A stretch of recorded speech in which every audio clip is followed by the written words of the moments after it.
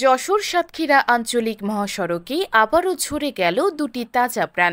শনিবার ৬ জুলাই দুপুর ১টার দিকে মনিরামপুর ডিগ্রি কলেজের সামনে ঘটে যায় এক মর্মান্তিক দুর্ঘটনা। নিহতরা হলেন গাইবান্ধা জেলার আবদুল্লাপুর গ্রামের রাজা মিয়ার ছেলে রতন, পেশায় একজন পোশাক কারখানার শ্রমিক, এবং মনিরামপুর উপজেলার জয়পুর গ্রামের ভ্যান চালক নাজমুল। জানা যায়, রতন একটি যাত্রীবাহী বাসে করে কর্মস্থলে যাচ্ছিলেন। ডিগ্রি কলেজ এলাকায় নামার সময় চলন্ত বাসের নিচে পড়ে যান তিনি। তাৎক্ষণিকভাবে বাসের চাকায় পিষ্ট হয়ে ঘটনাস্থলেই প্রাণ হারান। ঘটনার ভয়াবহতা এখানেই থেমে থাকেনি।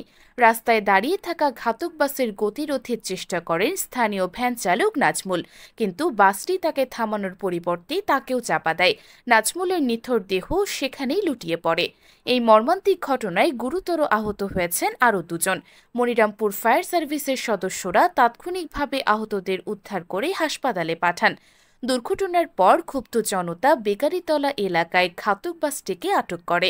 ঘটনাস্থলে পৌঁছায় মনিরামপুর থানা পুলিশ। মনিরামপুর থানার ভারপ্রাপ্ত কর্মকর্তা মোহাম্মদ বাবলুর রহমান খান বলেন, এটি খুবই দুঃখজনক ও অপ্রত্যাশিত ঘটনা। ঘাতক বাসটি আটক করা হয়েছে। নিহতদের মরদেহ ময়নাতদন্তের জন্য পাঠানো হচ্ছে এবং প্রয়োজনীয় আইনি ব্যবস্থা গ্রহণ করা হচ্ছে। দুই পরিবারের ওপর যেন নেমে এসেছে শোকের ছায়া। সন্তান হারানোর বেদনায় বিলাপ করছেন মায়ের বুক, আর মাথার ছাদ হারানো পরিবারে চলছে আহাজারি। এই সড়ক যেন প্রতিদিনই কোনো না কোনো মায়ের কোল খালি করে যাচ্ছে। প্রশ্ন রয়ে যাচ্ছে, আর কত প্রাণ গেলে থামবে এই মৃত্যুর মিছিল।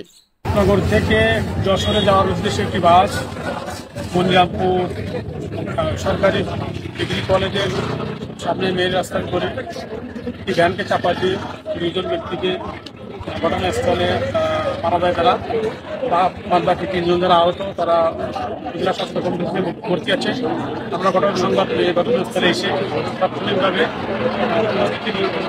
আহতদের চিকিৎসার জন্য প্রেরণ করি।